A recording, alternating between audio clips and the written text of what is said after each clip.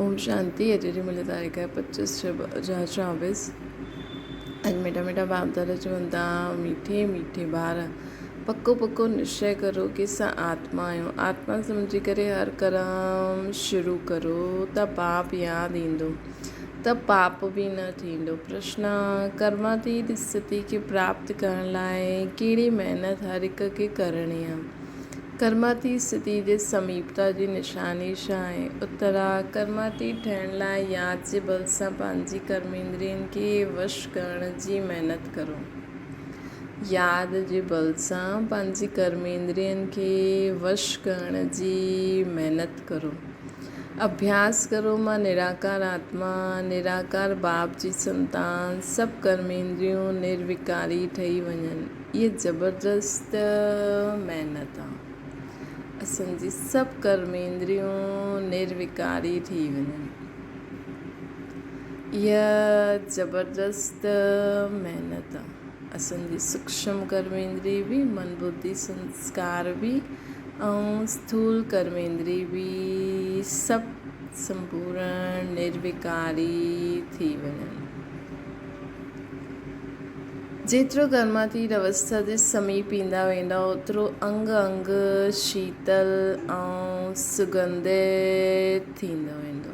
जेतिरो असां कर्मातीत स्थिति जे समीप ईंदा वेंदासीं ओतिरो असांजो हर अंग अंग हिकदमि शांत शीतल थींदो वेंदो, सुगंधित थींदो वेंदो। उन सां विकारी बांस निकिरी वेंदी। असांजे हर अंग सां मन बुद्धि संस्कार सूक्ष्म कर्मेंद्रियूं ऐं स्थूल कर्मेंद्रियनि सां विकारी बांस निकिरी वेंदी। अतीन्द्रिय सुख जो अनुभव थींदो रहंदो। असांखे अतीन्द्रिय सुख जो अनुभव थींदो रहंदो। त अॼु बाबा खे यादि करे असांखे पंहिंजी सूक्ष्म ऐं स्थूल कर्मेंद्रियनि खे छा करिणो आहे? निर्विकारी ठाहिणो आहे। हिकदमि शांत शीतल सुगंधित ठाहिणो आहे। हुन मां कोई बि विकारी बांस न अचणी खपे।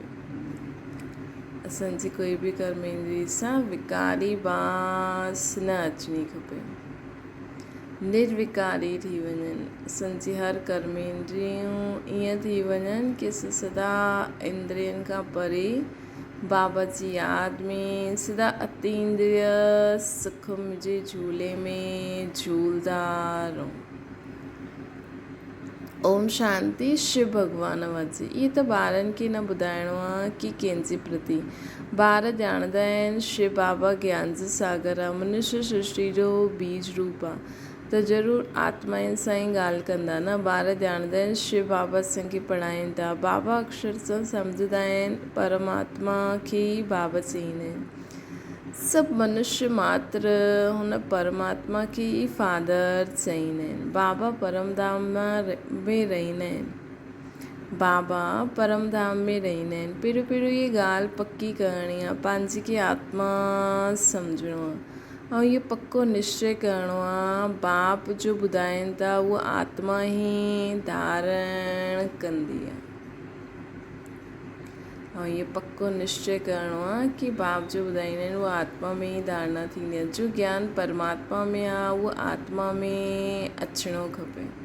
ॾिसो रोज़ु ॿुधे ॿुधे असां बाबा चईंदा आहिनि न तव्हांजी आत्मा बि मूं जहिड़ी ज्ञान सागर ठही वेंदी। अर्थात असांखे बि ज्ञान जी गहराई सम्झी ॻाल्हि जो हर राज ज्ञान युक्त सम्झ में अची वेंदो। जो पोइ मुख सां वर्णन करिणो हूंदो आहे। जो कुझु बि पढ़ाई पढ़ंदा आहियूं उहा आत्मा ई पढ़ंदी आहे। आत्मा निकिरी वञे त पढ़ाई आदि जो कुझु बि मालूम ई न रहे।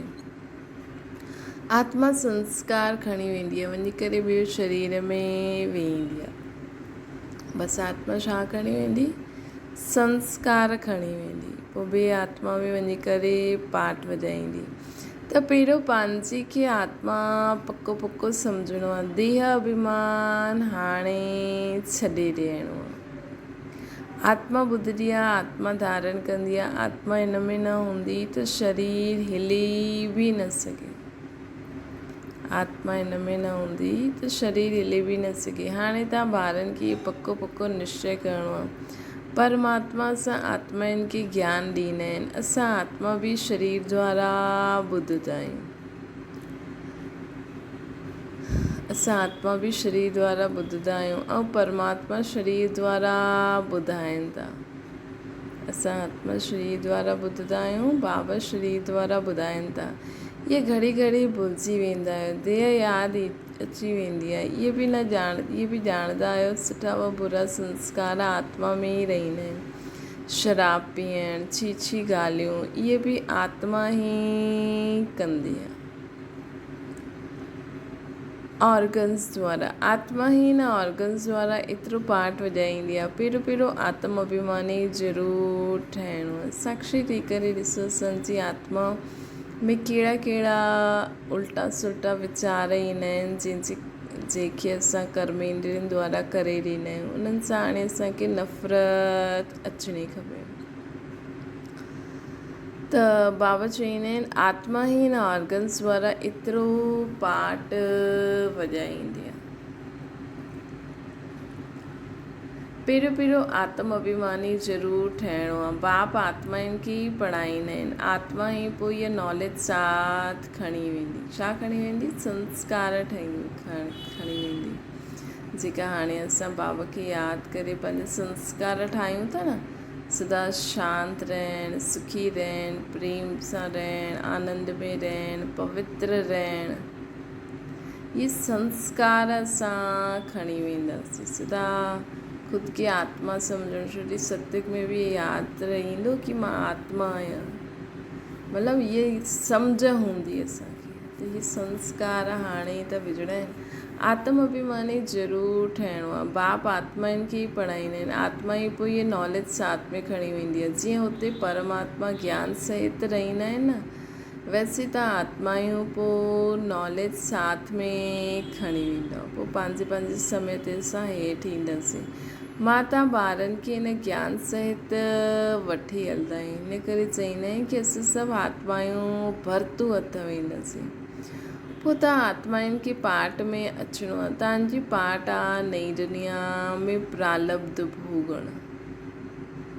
त बाबा चवनि था पोइ असांजो पाठ शुरू थी वेंदो। नई दुनिया में सभु प्रालब्ध भोगण शुरू करे छॾींदासीं। ज्ञान भुलिजी वेंदा। इहे सभु सुठी रीति धारण करिणो आहे। पहिरियों इहो पको करिणो आहे कि मां आत्मा आहियां। ॾाढा आहिनि जो इहे भुलिजी वेंदा आहिनि।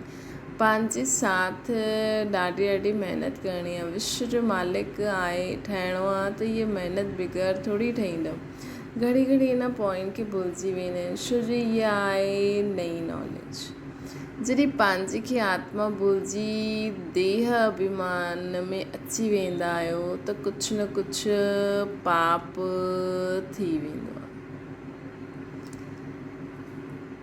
जॾहिं पंहिंजे खे आत्मा न सम्झी करे देह अभिमान में अची वेंदा आहियो, देह अभिमान में अची वेंदा आहियो त कुझु न कुझु पाप थींदो आहे। देही अभिमानी ठहिण सां कॾहिं बि कोई पाप न थींदो। पाप कटिजंदा वेंदा। ॿियो अधु कल्प कोई पाप न थींदो। त इहे निश्चय रखिणो खपे। असां आत्मा पढ़ंदियूं आहियूं, देह न। अॻियां जिस्मानी मनुष्य मत मिलंदी हुई। हाणे बाप असांखे श्रेष्ठ मत ॾियनि था।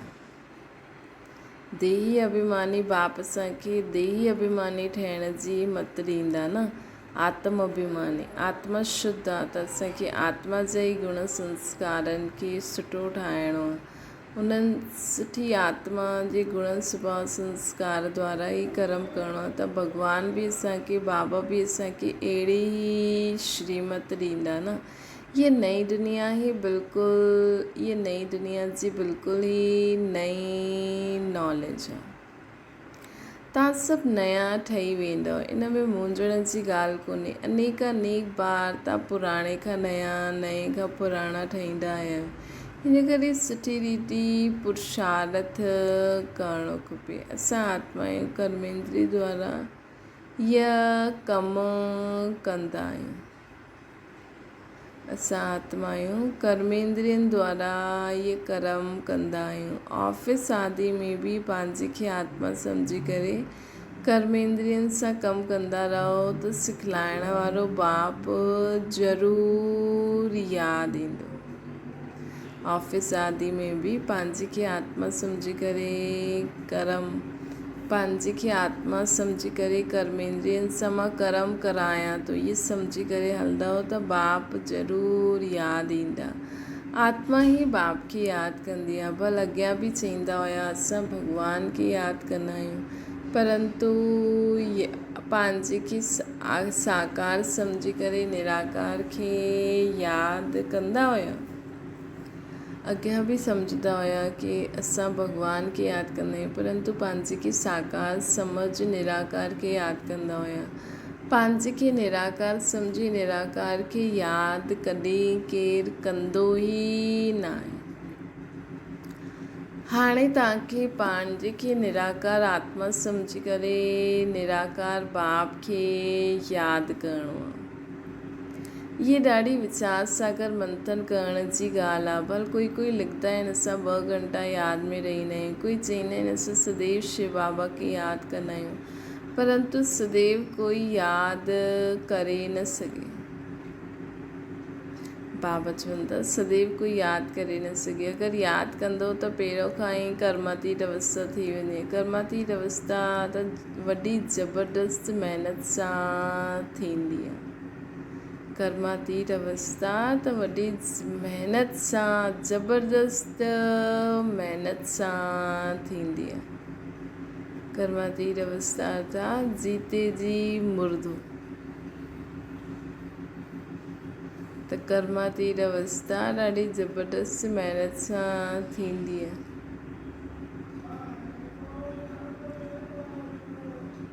त असांखे ये महिनत करणी आहे। हिन में सभु विकारी कर्मेंद्रियूं वश थी वेंदियूं आहिनि। सत्युग में सभु कर्मेंद्रियूं निर्विकारी थी वेंदियूं आहिनि सभिनि जी। त कोई कंहिंजे मथां बुरी दृष्टि न रखंदो आहे, कोई कंहिं बुरे वीचार सां ॾिसंदो ई न आहे। सभिनि जी कर्मेंद्रियूं हिकदमि वश थी वेंदियूं। अंग अंग सुगंधित थी वेंदो। हाणे बासी छीछी अंग आहिनि। सत्युग जी त ॾाढी प्यारी महिमा आहे। हुनखे चइबो आहे हेवन, नई दुनिया, वैकुंठ। हा, हुतां जा फीचर्स ताज आदि हिते कोई ठाहे न सघे। भल तव्हां ॾिसी करे बि ईंदा आहियो, परंतु हिते उहा ठाहे न सघे। हुते त नेचुरल शोभा रहंदी आहे। मनुष्य तन में भी नेचुरल शोभा रहंदी त प्रकृति में ॿियो बि वस्तु वैभव जो बि आहे हुनमें सभु नेचुरल रहंदा। त हाणे तव्हां ॿारनि खे यादि सां ई पावन ठहिणो आहे। यादि जी यात्रा ॾाढी ज़बरदस्त करणी आहे। बाबा चवनि था यादि जी यात्रा ॾाढी करणी आहे। हिन में ॾाढी महिनत, ॾाढी सुठी ठाहिणी आहे। मतिलबु बाबा चवनि था यादि सां ई पावन ठहींदासीं। यादि जी यात्रा ॾाढी करणी आहे असांखे। इन में ई महिनत आहे। यादि कंदे कंदे कर्मातीत अवस्था खे पाए वठंदा। बाबा खे यादि कंदे कंदे कर्मातीत अवस्था खे पाए वठंदासीं।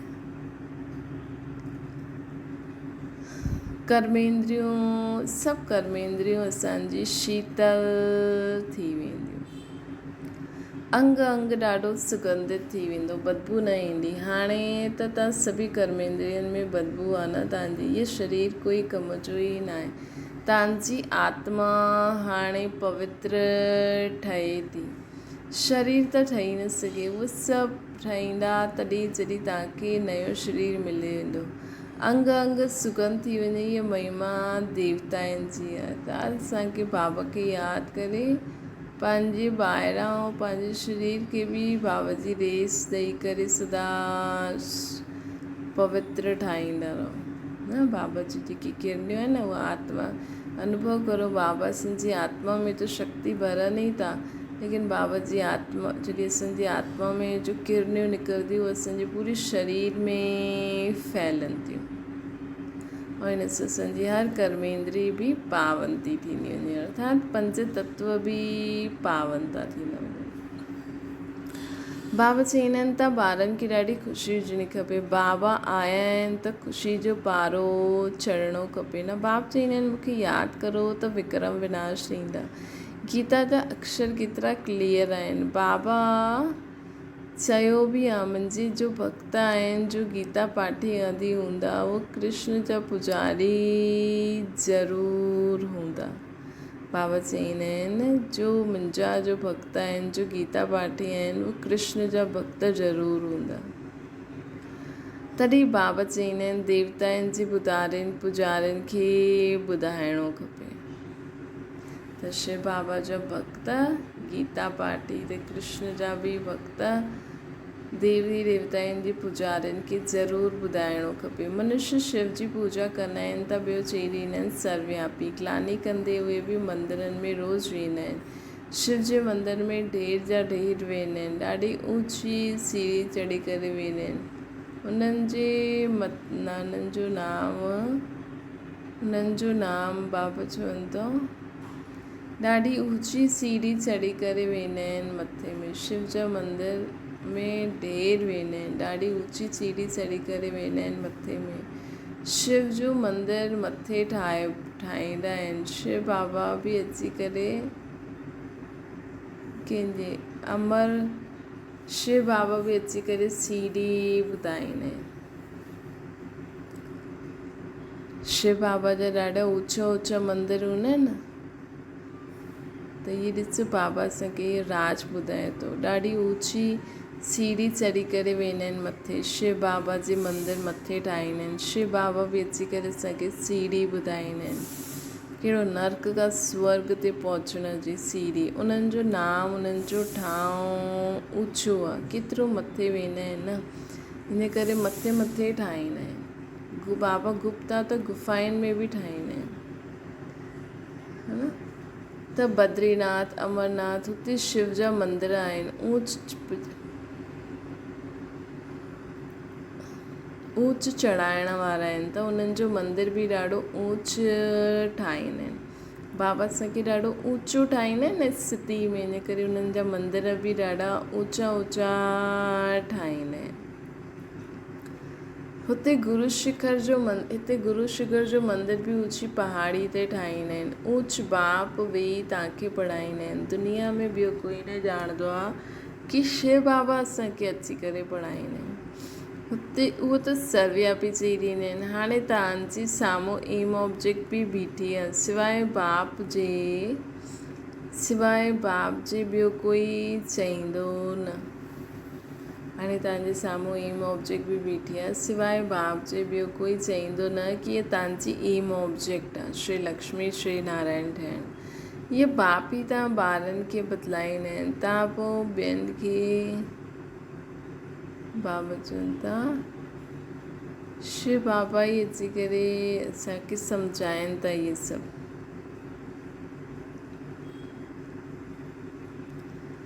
त असांखे बि शिव बाबा अची करे पढ़ाईंदा आहिनि। उहे त सर्वव्यापी चई ॾींदा आहिनि। हाणे तव्हांजे साम्हूं एम ऑब्जेक्ट बि बीठी आहे सिवाइ बाप जे ॿियो कोई चईंदो छा कि इहे एम ऑब्जेक्ट आहे। इहे बाप ई तव्हां ॿारनि खे बदिलाईंदा आहिनि।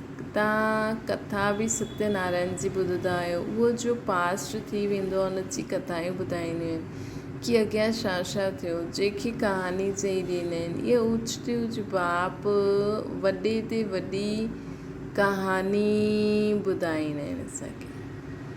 इहे ऊच ते ऊच बाप असांखे वॾे ते वॾी कहानी ॿुधाईंदा आहिनि। दुनिया वारा बि ॿुधाईंदा आहिनि न हिक ॿिए खे कथायूं। इहा कहानी तव्हांखे ॾाढी ऊच ठाहिण वारी आहे। इहा कहानी असांखे ॾाढी ऊच ठाहिण वारी आहे। इहा सदैव यादि रखणी आहे ऐं ॾाढनि खे ॿुधाइणी बि आहे। इहा कहानी ॿुधाइण लाइ ई तव्हां प्रदर्शनी व म्यूज़ियम ठाहींदा आहियो। 5000 वर्ष पहिरियों भारत ई हुयो। त प्रदर्शनी ऐं मेले ते असांखे कहानी रीति ॿुधाइणो खपे। 5000 साल पहिरियों देवी देवता रहंदा हुया हिन भारत ते। देवी देवताउनि जो राज्य हुयो। ये सची सची कहानी आहे जो ॿियनि खे कोई ॿुधाए न सघे। ये सुठी सुठी कहानियूं बाबा चवनि था। उच बाबा असांखे इहा कहानी असांखे ॿुधाइनि था।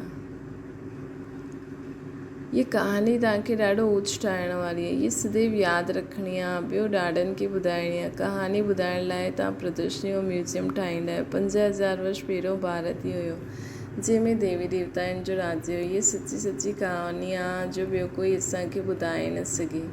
ये रियल कहानी आहे जो चैतन्य वृक्षपति बाप वेही असांखे सम्झाईंदा आहिनि, जंहिंसां असां देवता ठही वेंदा आहियूं। हिन में पवित्रता मुख्य खपे। पवित्र न ठहींदव त धारणा न थींदी। शेरनी जो दूध सोने जे बर्तन में ई ठहिरंदो आहे, तॾहिं शेरनी जे दूध जे लाइ सोने जो बर्तन खपे, तॾहिं धारणा थी सघंदी। इहे कन बर्तन मिसल आहे न त इहा सोनो बाबा चवंदा आहिनि त इहा असांखे पंहिंजी बुद्धि खे छा ठाहिणो आहे, सोने जो बर्तन, तॾहिं धारणा थींदी। इहे कन बर्तन मिसल आहे न, इहे सोने जो बर्तन हुजणो खपे।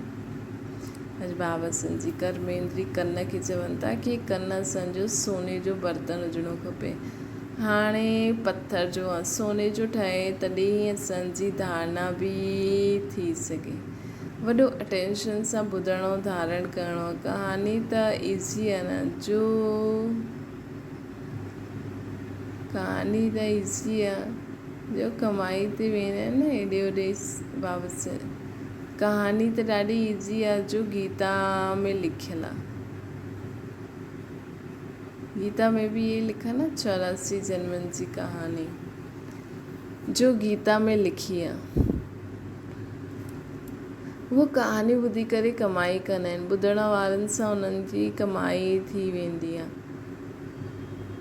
हिते तव्हांजी बि कमाई आहे। ॿई कमायूं हलंदी रहंदियूं आहिनि, ॿई वापार आहिनि। पढ़ंदा बि आहिनि, चवंदा आहिनि, पढ़ाईंदा बि आहिनि, चवंदा आहिनि मनमना भव पवित्र ठहो, मनमना भव पवित्र ठहो। ईअं ॿियो कोई न चवंदो आहे कि मनमना भव रहंदा आहिनि। कोई बि मनुष्य हिते पवित्र न रही सघे, छो जी भ्रष्टाचार जी पैदाइश आहे, छो जी लेकिन न रही सघे। लेकिन हाणे सभिनि खे रहणो आहे। हाणे सभिनि खे पंहिंजी सूक्ष्म ऐं स्थूल कर्मेंद्रियनि खे हिकदमि शांत शीतल ठाहे ॾियणो। बाबा चवनि था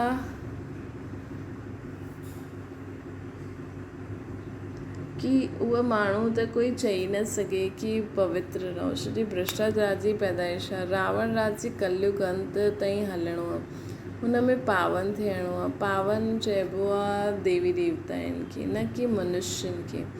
सन्यासी बि मनुष्य आहिनि। हुतां जो इहे निवृत्ति मार्ग जो धर्म आहे, है न। सन्यासी बि मनुष्य आहिनि, हुतां जो इहे निवृत्ति मार्ग जो धर्म आहे।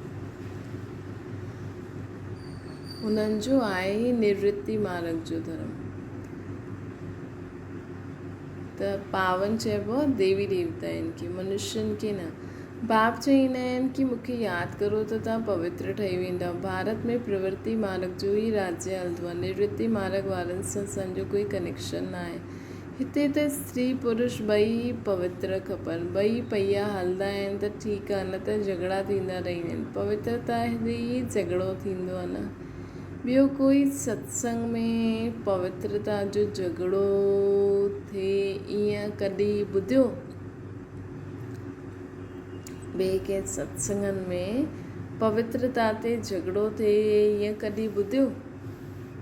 इहे हिकु ई बार जॾहिं बाबा ईंदा आहिनि तॾहिं झगड़ा थींदा आहिनि। साधु संत आदि कॾहिं चईंदा छा कि अबलाइन ते अत्याचार थींदा आहिनि। हिते ॿार पुकारंदा आहिनि, बाबा असांखे बचायो। हिते ॿार पुकारंदा आहिनि कि बाबा अची करे असांखे बचायो। बाबा बि चईंदा आहिनि कि नंगनि त न थींदा आहियो न, श्री काम महाशत्रु आहे। बाबा बि चईंदा आहिनि कि नंगनि त न थींदा आहियो न, श्री काम महाशत्रु आहे। हिन महाशत्रु सां सदा पंहिंजी बचाव कंदा रहो। एक्ट किरी पवंदी आहे त ॿार बाबा चईंदा आहिनि कि दुनिया में ॾिस छा छा थींदो रहंदो आहे। त हिते इन ज्ञान में ॾिसो केॾो विचित्र ज्ञान आहे कि हिन ज्ञान में भॻवानु ज्ञान ॾिए थो लेकिन पवित्रता ते झगड़ो थींदो आहे। हिते ॿार पुकारंदा आहिनि, बच्चियूं पुकारंदियूं आहिनि कि बाबा अची करे असांखे बचायो। बाबा बि पुछंदा आहिनि नंगनि त न थींदा आहियो न, श्री काम शत्रु आहे। हिकदमि किरी पवंदो। इन काम विकार सभिनि खे वर्तनाट पहिरीं ठातो अथई। बाबा चईंदा आहिनि 63 जनम तव्हां वैशाल्य में रहंदा आहियो, पर हाणे पावन ठही शिवालय में हलणो आहे। इहे हिकु जन्म सां सभिनि खे पवित्र रहणो। जो रहंदो दैवी गुणनि खे धारणा कंदो उन अनुसार उनखे पद बि मिलंदो आहे न, उन हिसाब सां हुनखे सतयुग में पोइ पद बि मिलंदो। बाबा चईंदा आहिनि कि अगरि काम विकार में किरियो त पोइ पूरी सत्यानाश थी वेंदी, पूरी सत्यानाश थी वेंदी। काम विकार केतिरो जबरदस्त आहे। शिव बाबा खे यादि करो त शिवालय स्वर्ग में हलंदा। कॾहिं जॾहिं इहे हिकु जनम पवित्र रहंदव त उते वञी ऊच पद बि पाईंदव। पोइ बि काम विकार केतिरो ज़बरदस्त आहे, केतिरो हैरान कंदा आहिनि। कशिश थींदी आहे, कशिश खे कढणो खपे। जबकि वापसि हलणो आहे त पवित्र ज़रूरु ठहिणो आहे न। शरीर कंहिंसां ठहियल हूंदा आहिनि, छी चीज़ुनि सां ठहियल हूंदा आहिनि, पर असां हुन छी चीज़ुनि खे केॾो माण्हू बार करे थो। त बाबा चवनि था कि हाणे असांखे हिन विकार खे हिकदमि हिन जी अविद्या थी वञे, कशिश खे कढणो खपे। जबकि वापसि वञिणो आहे त पवित्र ज़रूरु ठहिणो आहे। टीचर कोई वेही थोरी रहंदो, पढ़ाई थोरो समय हलंदी आहे। बाबा ॻाल्हि ॿुधाईंदा आहिनि। असांजो इहे रथ आहे, रथ जी आयु चईंदा आहिनि। बाबा चईंदा आहिनि असां त सदैव इन में रहंदा ई आहियूं। असांजो नाम, असांजो बाबा चईंदा आहिनि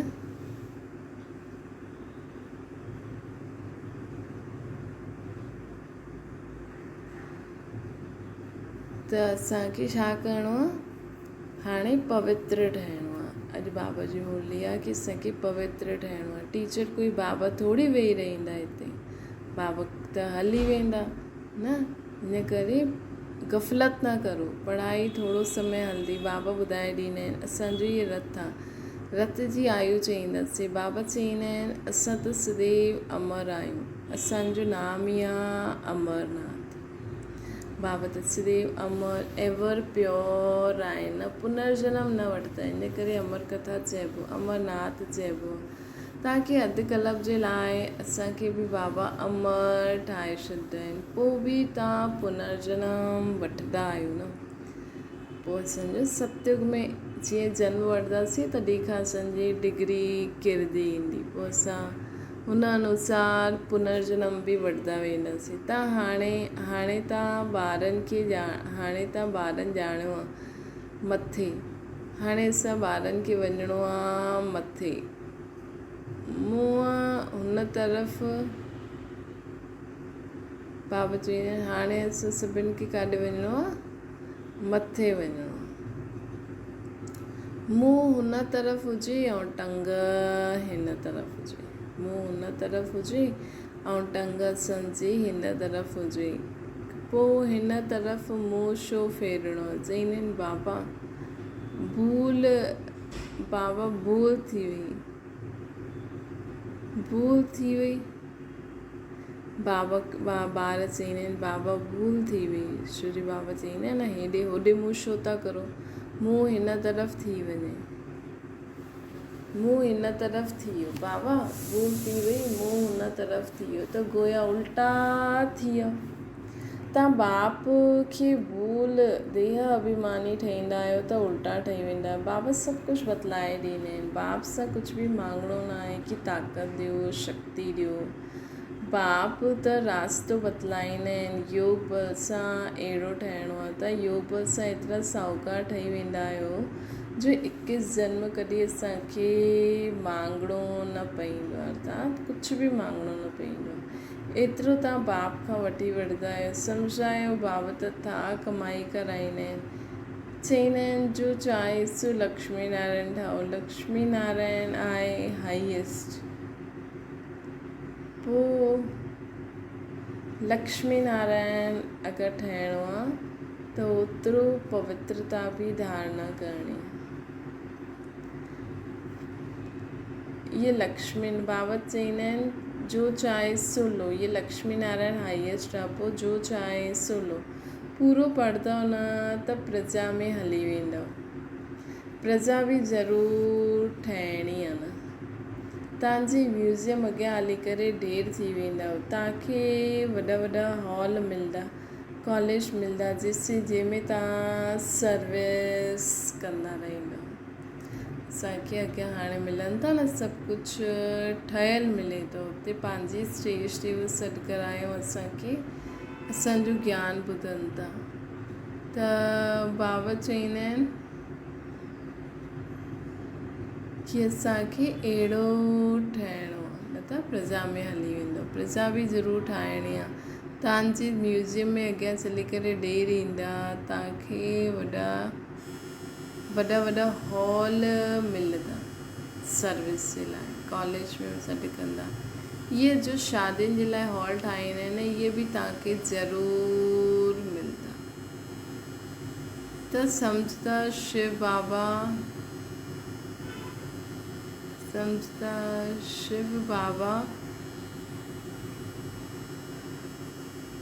भॻवान वाचे मां तव्हांखे पवित्र ठाहियां थो। तव्हां सम्झाईंदा हो कि शिव बाबा ईअं चईंदा आहिनि, शिव भॻवान वाचे मां तव्हांखे अहिड़ो पवित्र ठाहियां थो।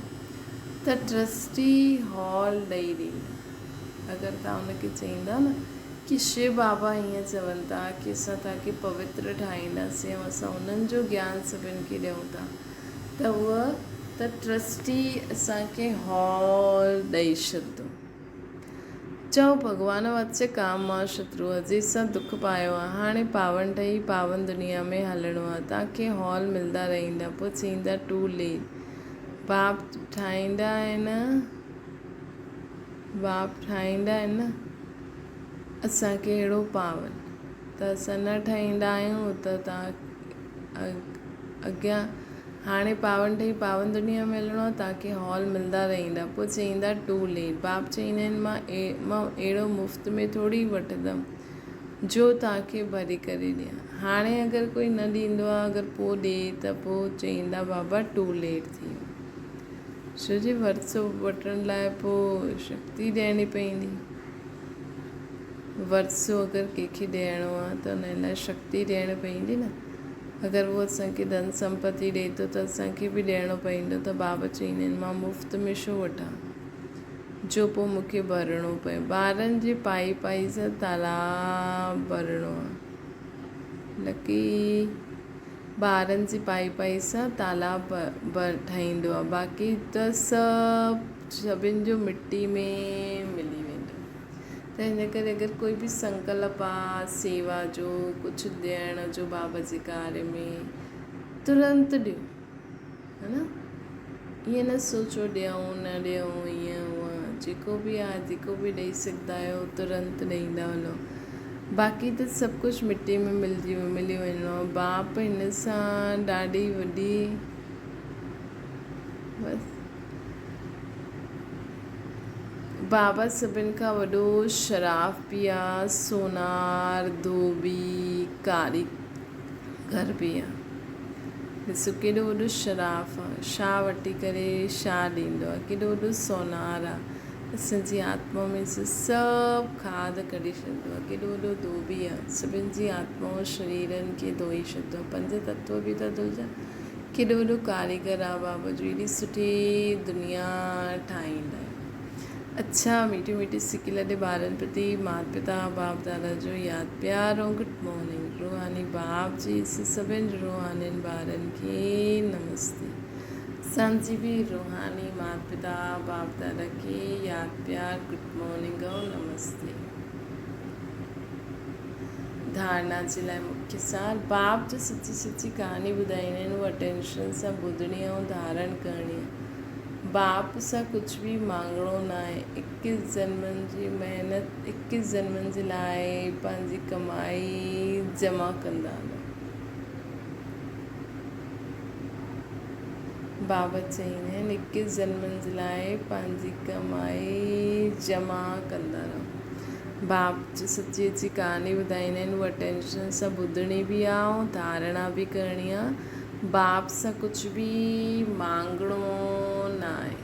21 जन्मनि जे लाइ पंहिंजी कमाई करणी आहे। ॿियो आहे वापसि घर हलणो आहे, इन करे योग बल सां शरीर जी कशिश समाप्त करणी आहे। योग बल सां शरीर जी कशिश समाप्त करणी आहे। कर्मेंद्रियनि खे हिकदमि शीतल ठाहिणो आहे, न देह जो भान छॾण जो पुरुषार्थ करणो।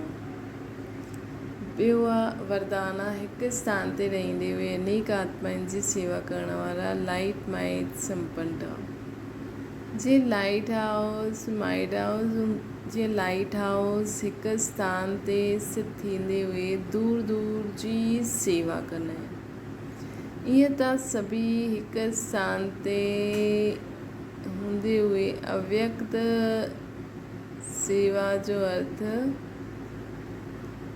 बाबा चवंदा आहिनि कि जीअं लाइट हाउस हिकु स्थान ते स्थित थी दूर दूर जी सेवा कंदो आहे, ईअं तव्हां सभी हिकु स्थान ते वेही करे अनेकनि जी सेवार्थ निमित्त ठही सघंदा आहियो। हिन में लाइट माइट सां संपन्न ठहिण जी आवश्यकता, मतिलबु ज्ञान जी लाइट बि हुजे ऐं शक्तियुनि जी माइट बि हुजे।